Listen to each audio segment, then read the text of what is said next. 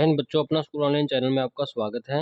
आज हम डिस्कस करेंगे क्लास 8th का सोशल साइंस में chapter fundamental rights, fundamental duties and directive principles of state policy. तो फंडामेंटल राइट्स मीन हमारे मौलिक अधिकार क्या हैं, फंडामेंटल ड्यूटीज हमारी ड्यूटीज भी कुछ बनती हैं, अधिकार हैं तो हमारी ड्यूटीज के बारे में डिस्कस करेंगे और स्टेट के प्रिंसिपल्स के बारे में बात करेंगे। तो आइए शुरू करते हैं।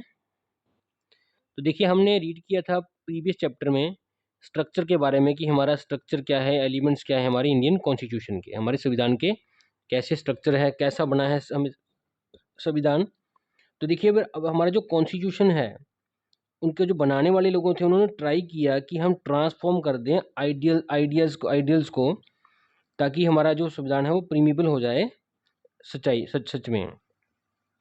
तो ये पॉसिबल कब है, जब हम कुछ अधिकार भी देंगे लोगों को, कुछ फंडामेंटल मौलिक अधिकार भी देंगे पीपल ऑफ इंडिया को, बिना किसी भेदभाव के, विदाउट एनी डिस्क्रिमिनेशन। तो लंबे समय की स्लेवरी के बाद, गुलामी के बाद और लूट फूट के बाद जो हमें अंग्रेज़ों ने किया था, जबकि हम अंग्रेज़ों के हाथों में थे, ब्रिटिशर्स के हैंड्स में थे, तो पीपल्स ने क्या सोचा कि एक लाइफ होनी चाहिए जहाँ माइंड जो हमारा है वो बिना किसी हमें डर के हम काम करें, और जो हमारा हेड है वो शान से, गर्व से ऊंचा हो, जहाँ एजुकेशन फ्री हो सबके लिए।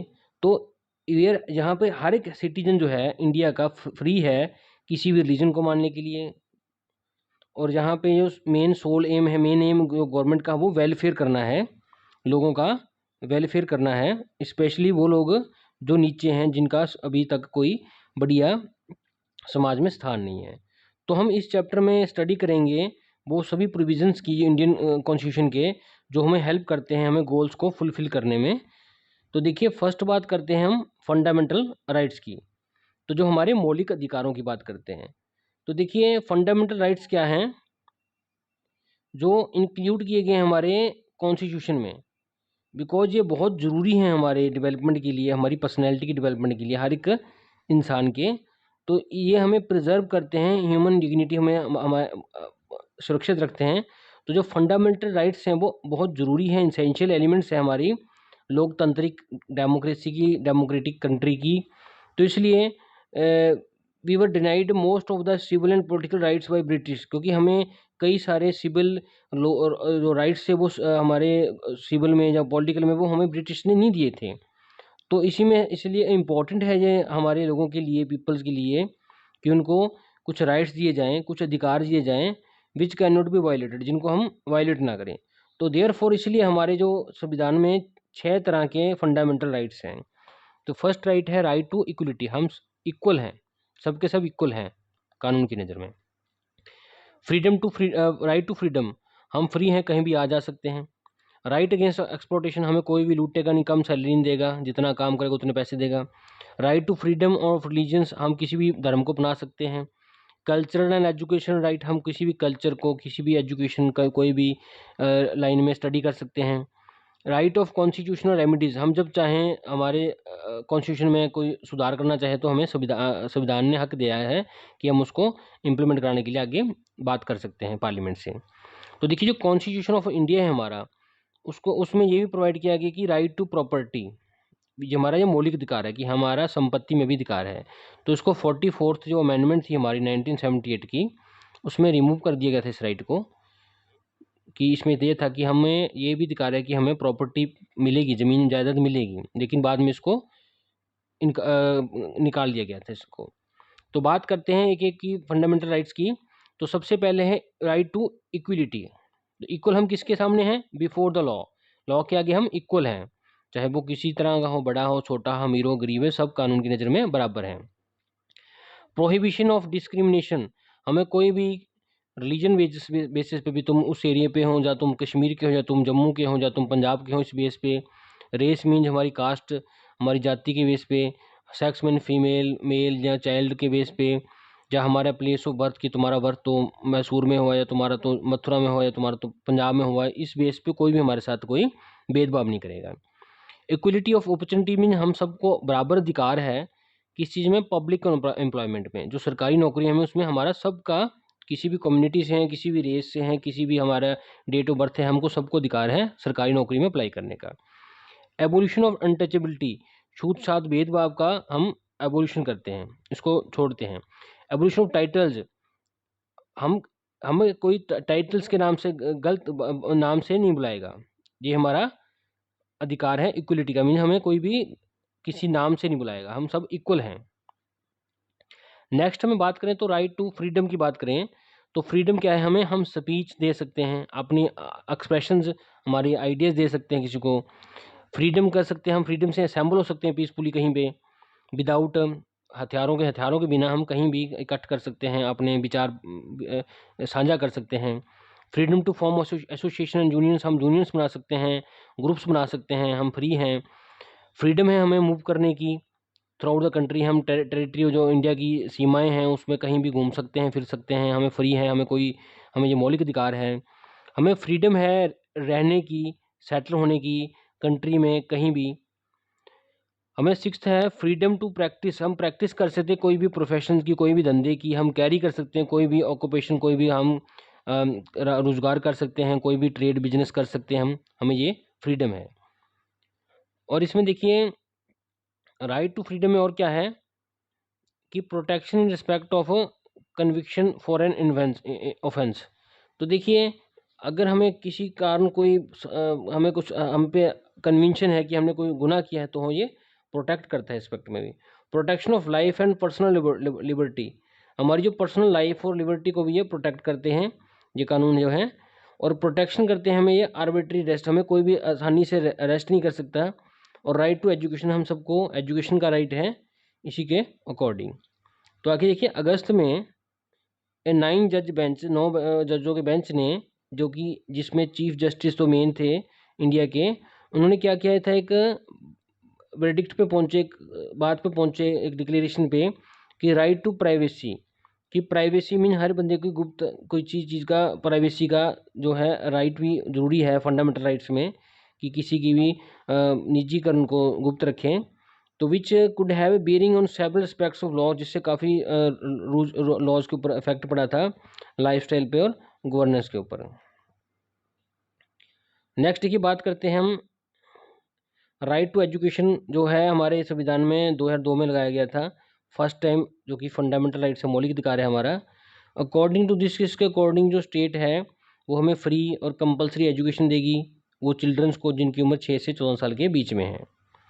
नेक्स्ट हमारा जो थर्ड मौलिक अधिकार है, मेन अधिकार है, वो है राइट अगेंस्ट एक्सप्लोटेशन, हमें कोई लूटेगा नहीं, हमें कोई कम सैलरी नहीं देगा, हमें कोई यूज़ नहीं करेगा, मिस यूज़ नहीं करेगा। तो देखिए इसमें क्या है, provision of traffic in human beings, तो ह्यूमन बींग्स का कोई जैसे कि all forms of forced labour, किसी तरह की फोर्स लेबर नहीं करवाएंगे, तो धक्के से किसी से भीख नहीं मंगाएंगे। और सेकंड क्या है, प्रोविजन ऑफ एम्प्लॉयमेंट जो बच्चों की है उसके ऊपर प्रोविजन, इसमें बैन लगाया गया है कि जो 14 साल से कम के बच्चे हैं उनको किसी फैक्ट्री में, कहीं माइनिंग में, या कहीं हजार्डियस मीन खतरनाक जगह पे कोई भी काम नहीं करवाया जाएगा। जैसे कि ये बच्चा दिखा रखा है, तो ऐसे काम नहीं करवाए जाएंगे। राइट टू इन्फॉर्मेशन जो था हमारे, ये भी अधिकार दिया गया था फंडामेंटल राइट्स में 2005 में। इस राइट के अकॉर्डिंग हम इंफॉर्मेशन ले सकते हैं गवर्नमेंट के किसी भी डिपार्टमेंट से, गवर्नमेंट किसी डिपार्टमेंट से हम इंफॉर्मेशन ले सकते हैं उन मैटर्स पे जो सोसाइटी से रिलेटेड है। और ये इंफॉर्मेशन अगर देने से कोई इनकार करता है तो उसके लिए हम आगे, हमारी सिक्योरिटी है कंट्री में, हम आगे पहुंच कर सकते हैं। तो थर्ड जो हमारा मौलिक अधिकार है उसकी बात करते हैं, right to freedom from of religion. तो हम देखिए रिलीजन की बात, धर्म की बात करें तो हम फ्री हैं राइट के लिए, प्रोफेस मानने के लिए, प्रैक्टिस करने के लिए, प्रोपेगेट फैलाने के लिए, किसी भी धर्म का प्रचार करने के लिए हमें फ्रीडम है रिलीजियस इंस्टीट्यूशंस में जाने की, अपनी मर्जी से अपने मैटर्स को, अपने फंक्शंस को हम अपने धर्म के अकॉर्डिंग कीर्तन वगैरह करने की हमें फ्रीडम है। अब स्टेट कोई कलेक्ट नहीं करेगी हमसे टैक्स किसी खास धर्म को अपनाने के लिए। मान लीजिए कोई आदमी सिख है, कोई हिंदू है, कोई मुस्लिम, कोई ईसाई है, तो स्टेट किसी तरह का टैक्स नहीं लेती, उसके लिए सब बराबर हैं। और नो रिलीजियस जो instruction can be imparted in any of the education institutions, हमारे जो एजुकेशन इंस्टीट्यूशन है जहाँ पे पढ़ाई लिखाई की जाती है वहाँ पे किसी भी धर्म का प्रचार नहीं किया जाएगा, चाहे वो पूरी तरह से या पार्टली स्टेट के फंड से चलता हो या ना चलता हो, उसमें किसी भी धर्म की प्रचार नहीं किया जाएगा। नेक्स्ट है हमारा cultural and educational rights.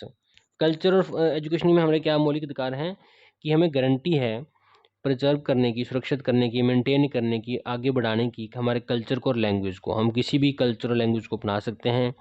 Minorities mean जो लोग हमारे देश में कम हैं संख्या में, जो किसी खास समुदाय से हैं, उनको असिस्टेंस करेगी स्टेट इस्टेब्लिश करने के लिए, उनके लिए एजुकेशनल इंस्टीट्यूशन करेगी ताकि वो उनकी जो कल्चर है जो उनका प्रिजर्व रह सके, सुरक्षित रह सके और उसको आगे डेवलप कर सकें।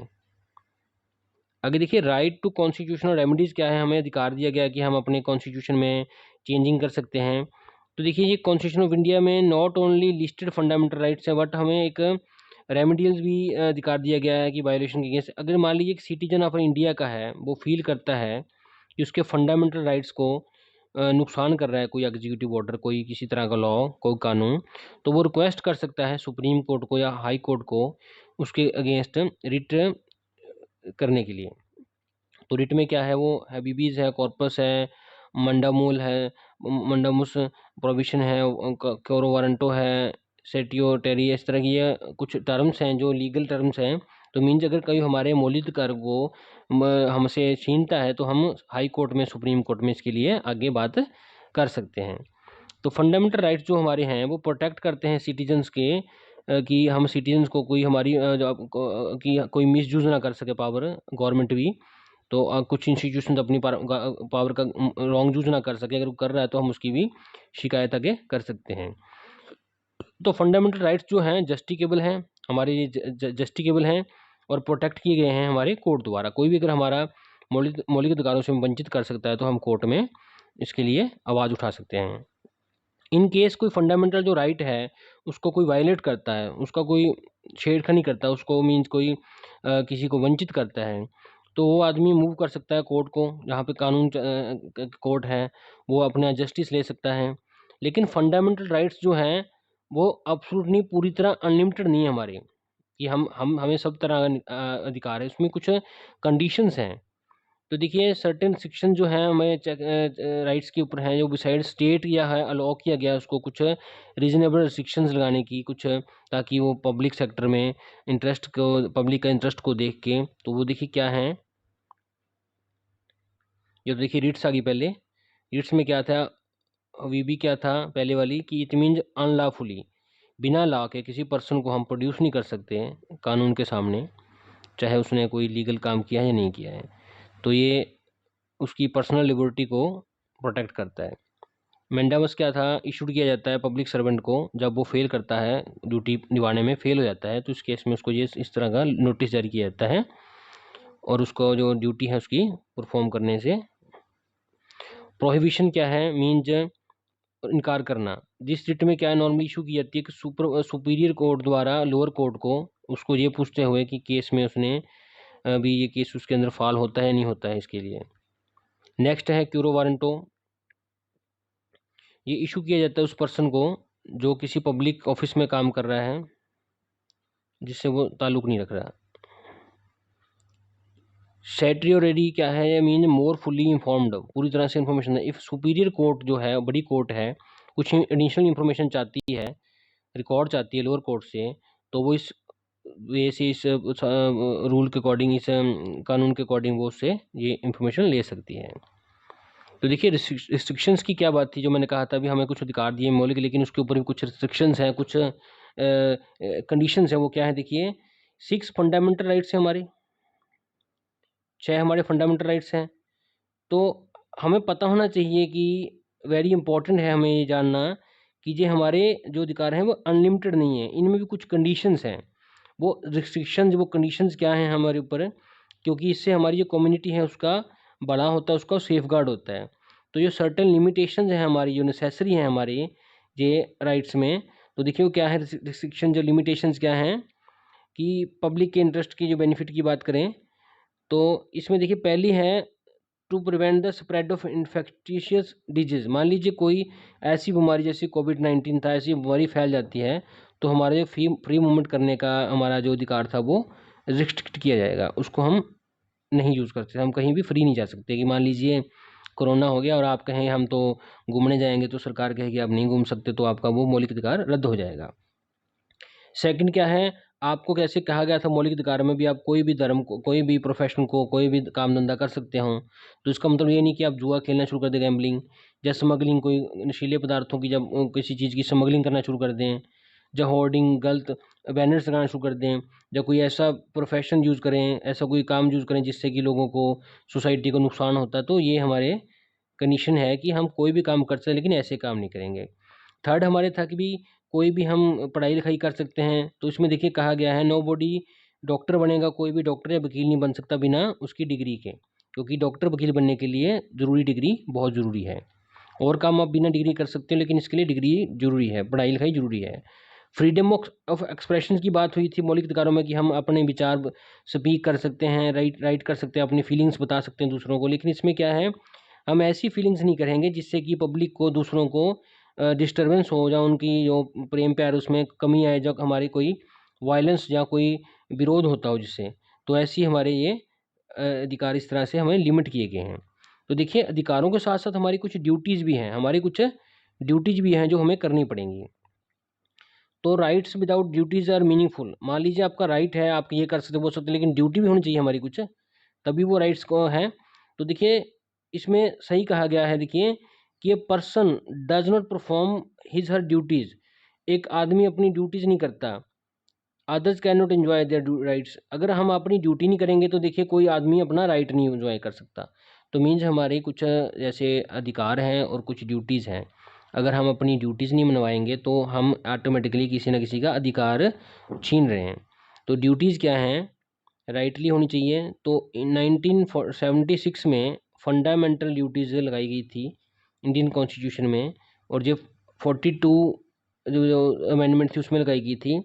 ओरिजिनली हमारे पास 10 फंडामेंटल ड्यूटीज़ हैं, लेकिन ये भी 11 हो गई हैं इनको अमेंडमेंट लगाने के बाद। और जो फंडामेंटल ड्यूटीज़ हैं, देखिए उसमें क्या है, हमारी क्या क्या ड्यूटीज़ हैं। तो अभी तक अधिकारों की बात की थी, अब ड्यूटीज़ की बात करते हैं।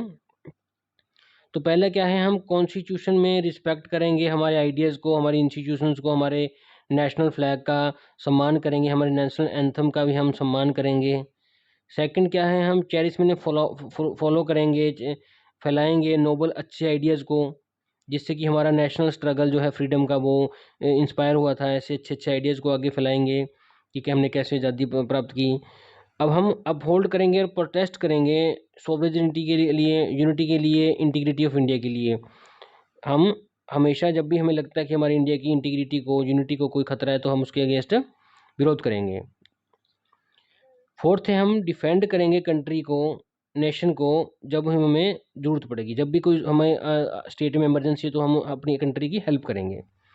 अगर अब है प्रमोट हार्मनी, सब लोग शांति से रहें, इसके लिए हम कॉमन ब्रदरहुड, भाईचारे की भावना से रहेंगे सभी लोगों के साथ अपनी इंडिया के, और ऐसा कोई काम नहीं करेंगे जिससे हमारा जो भाईचारा ख़त्म हो इंडिया का। तो हम जो वुमेंस की डिग्निटी है, वुमेंस को भी सम्मान देंगे। और सिक्स्थ है हमारा, to value and preserve the rich heritage of our composite culture. हम अपने कल्चर की जो रिच हमारा स्थान है, हेरिटेज है, उसको हम प्रिजर्व करके रखेंगे, उसको हम वैल्यू को बढ़ाए रखेंगे। हम अपने जो पुरानी बिल्डिंग्स हैं उनका भी सम्मान करेंगे, उनको भी मेंटेन करके रखेंगे, उनको कोई नुकसान नहीं पहुँचाएंगे। सेवन्थ है, to protect the and improve the natural environment. जैसे हमारे फॉरेस्ट है, नेचुरली लेक्स हैं, रिवर्स हैं, विल्ड लाइफ हैं, इनको भी हम सुरक्षित रखेंगे, प्रोटेक्ट रखेंगे। नेक्स्ट है हमारी duties, to develop scientific temper, humanism और spirit of inquiry and reform. ये हम स्पिरिट डेवलप करके रखेंगे, साइंटिफिक टेम्पर की, ह्यूमन मीन्स हम इंसानियत वाली भावना की, स्पिरिट ऑफ इंक्वायरी करने की स्पिरिट भी, किसी बात में हम इंक्वायरी कर सकते हैं, आप क्यों कर रहे हो, कैसे कर रहे हो, किसी को भी रोक से। नाइन्थ है हमारा, सेफ गार्ड करना हमारा पब्लिक प्रॉपर्टी को, कि कोई हमारी पब्लिक प्रॉपर्टी से रेलवे है, बस है, इनको कोई नुकसान ना करे, इसको हम सेफ रखेंगे। नेक्स्ट है हमारी duty, to strive towards excellence in all space. सभी जो हमारे एरियाज़ हैं इंडिविजुअल कलेक्टिव एक्टिविटीज़ के, उसमें हम बढ़िया करेंगे, हमारे नेशंस को कॉन्स्टेंटली राइज करेंगे हाई लेवल पे, हमारे नेशन को अच्छी अचीवमेंट्स की तरफ लेके जाएंगे। और 11th है इसमें कि पेरेंट्स जो हैं, गार्डियंस जो हैं, वो अपॉर्चुनिटीज़ देंगे बच्चों को पढ़ने लिखने की। हम अपने बच्चों को पढ़ाई लिखाएंगे भी, जो कि 6 साल से 14 साल के बीच में, उनको तो खास करके पढ़ाएंगे उसके बाद बच्चे देखिए अपने आप पढ़ने शुरू हो जाएंगे। जब उनका थोड़ा सा माइंड बन जाता है, उनको इंपॉर्टेंस पता लग जाती है पढ़ाई की। तो ये हमारे कुछ मौलिक अधिकार के साथ ड्यूटी थी। तो आगे देखिए कुछ हमारी स्टेट की भी ड्यूटीज़ हैं, स्टेट की भी पॉलिसीज़ हैं, तो उसकी बात करते हैं। तो फर्स्ट क्या है, देखिए डायरेक्टिव जो प्रिंसिपल्स हैं स्टेट के, वो क्या है हमारे कॉन्स्टिट्यूशन में दिए गए हैं। स्टेट को भी कुछ डायरेक्शन दी गई हैं, कुछ सिद्धांत दिए गए हैं। तो उसमें क्या है देखिए, भी को किस वे से पॉलिसी फ्रेम करेगी जो हमारी स्टेट है, किस प्रिंसिपल्स के ऊपर, ताकि हमारा वेलफेयर हो सके, हमारे नेशनल गोल्स को हम फुलफिल कर सकें इंडिया के। तो डॉक्टर बी आर अम्बेडकर ने क्या किया था, इन गाइडलाइंस को पावरफुल इंस्ट्रूमेंट माना कि जिससे हमारा इंडिया एक ट्रांसफॉर्म होगा एक अच्छी डेमोक्रेसी के रूप में, इकोनॉमिकली और सोशली। तो देखिए बात करें इनकी क्लासिफिकेशन की, डायरेक्टिव प्रिंसिपल्स की, तो देखिए डायरेक्ट के प्रिंसिपल जो है हमारे स्टेट के, वो हैं, वो बहुत ज़्यादा हैं। तो इनको ग्रुप किया गया है 4 कैटेगरीज में। फर्स्ट है हमारा इकोनॉमिक प्रिंसिपल्स, सेकंड है हमारा सोशल प्रिंसिपल्स जो सोसाइटी से रिलेटेड है, थर्ड है गांधीयन प्रिंसिपल्स, डी है हमारा principle related to international peace and security से। तो जो 2 प्रिंसिपल्स हैं फ्रॉम ईच कैटेगरी, वो 2-2 की बात कर रहे हैं, हम ज़्यादा नहीं बात करेंगे। तो पहली बात करें हमारा इकोनॉमिक प्रिंसिपल्स की बात करें,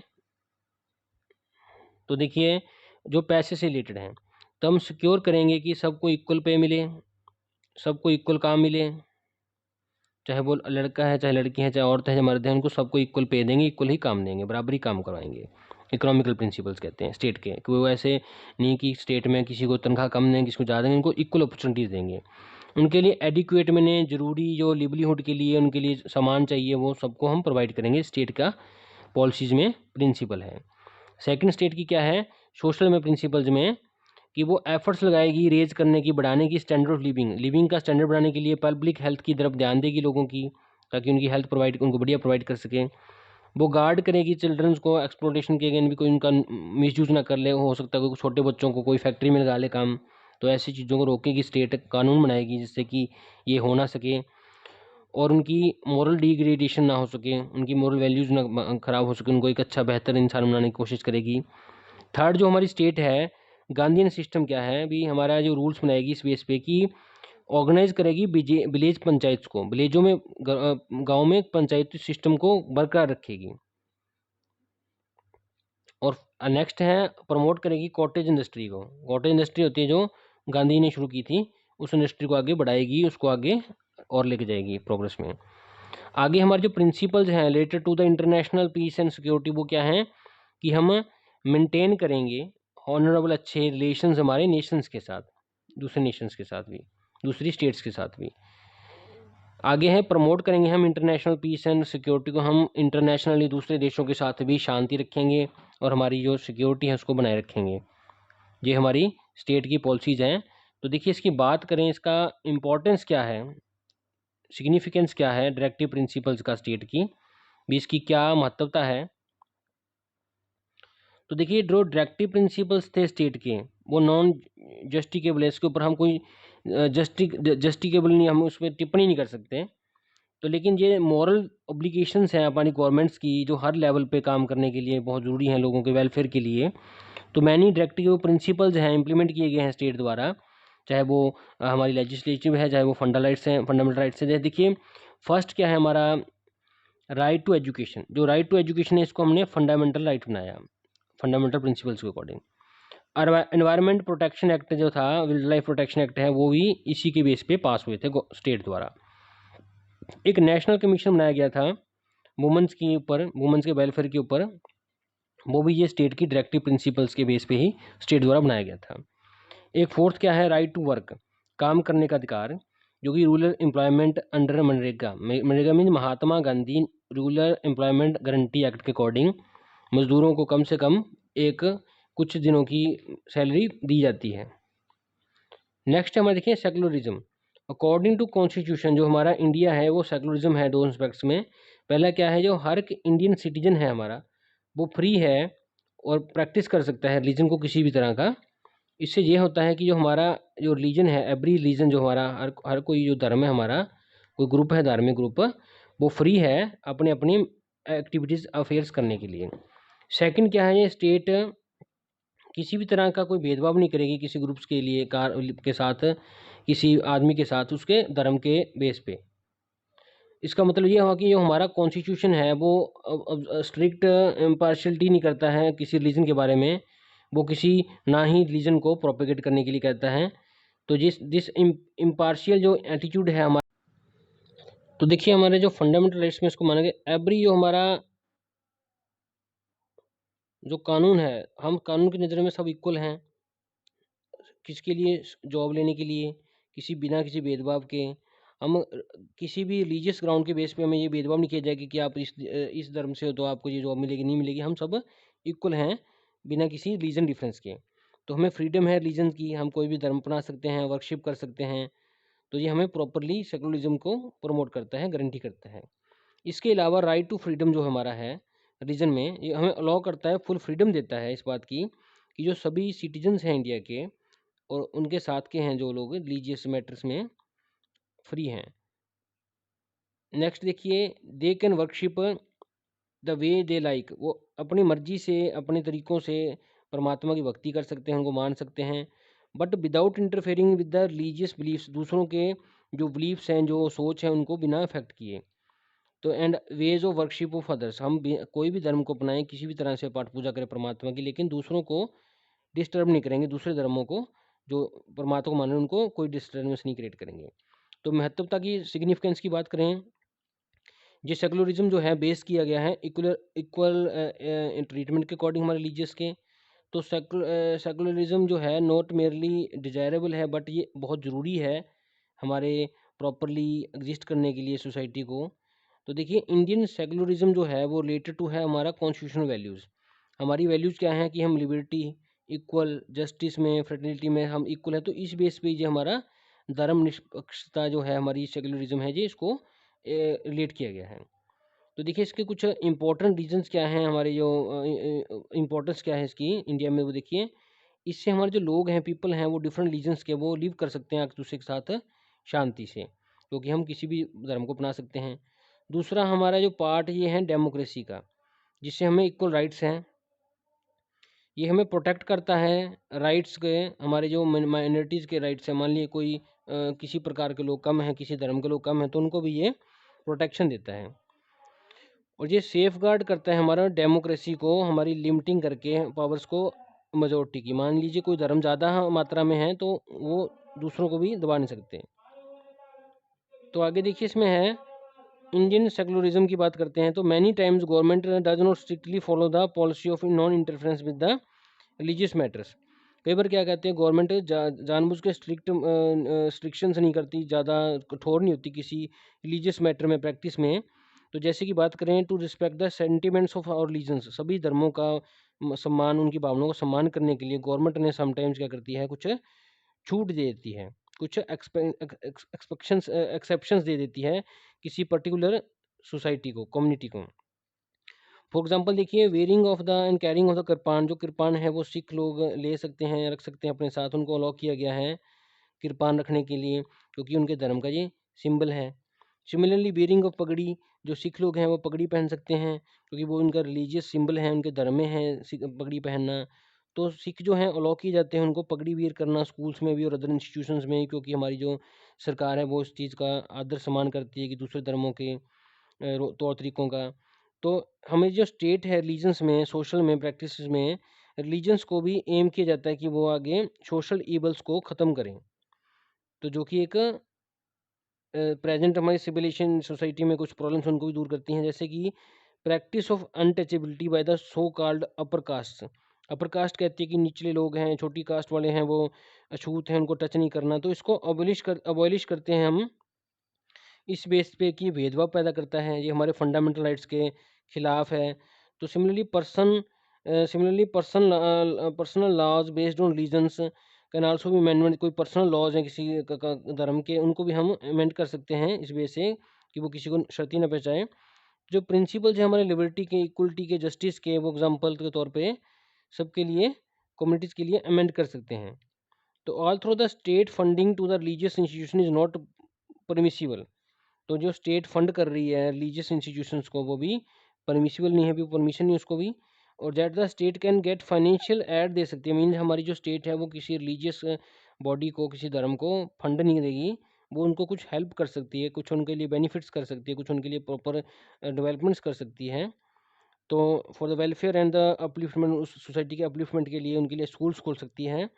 तो स्पेशल ग्रांट्स जो हैं वो फॉलो कर सकते हैं। तो देखिए, we are all are one.